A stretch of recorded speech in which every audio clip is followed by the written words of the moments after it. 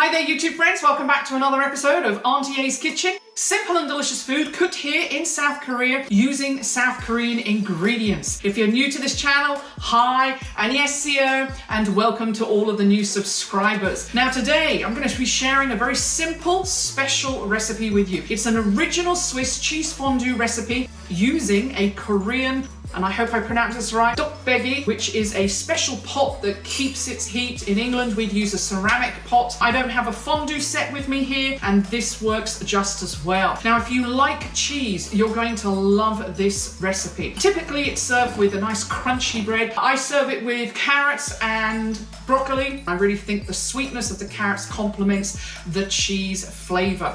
It is a wonderful, comforting meal to have in this colder weather. So today, let me show you how we make an original Swiss cheese fondue using a Korean 뚝배기 in Korea.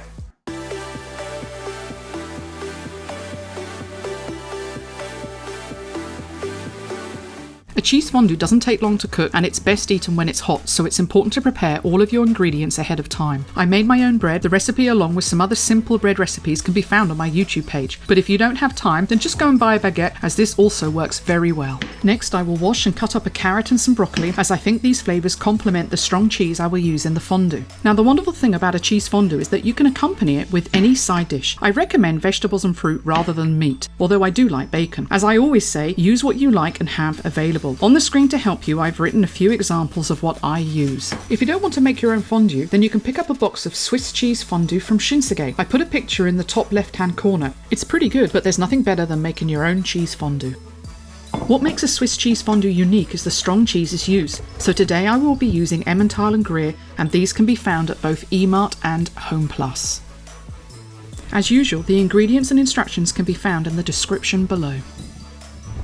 Hard cheeses like Gruyere have a rind. I don't use this, but if you want to, you can. It will melt down. I use a little kirsch, which is optional. You could use cognac or some white wine, which we will later mix with our cornstarch. Before we start cooking, rub the inside of your pan with a clove of garlic. You could actually just use one pan, but I choose to use two, cooking in one and serving in the other. I have already measured out some dry white wine, so I get that into the pan with a little lemon juice. While I wait for my pan to come to a gentle simmer, I add some cornstarch to my kirsch and mix it in. This we will add to the cheese later, and it will help thicken up our fondue.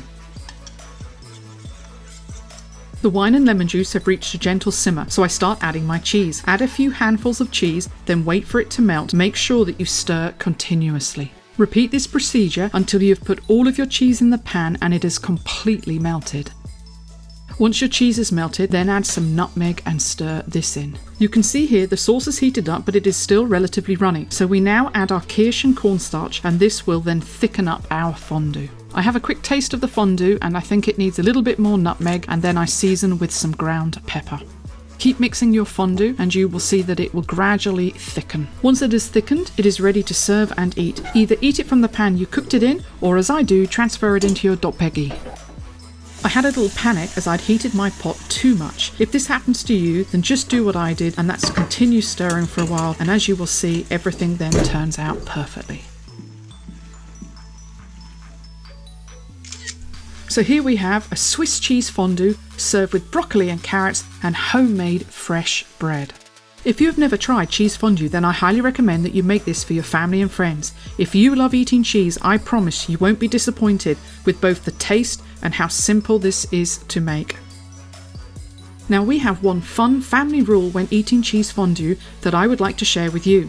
Whoever drops or loses a piece of bread in the cheese is then responsible for washing up. So thanks for watching today. I hope you now go and try this delicious original Swiss cheese fondue recipe. I look forward to seeing you in the next episodes, where I will be sharing with you some seasonal recipes in the lead up to Christmas. Have a blessed week, stay warm, it's getting cold out there. God bless, chop 감사합니다.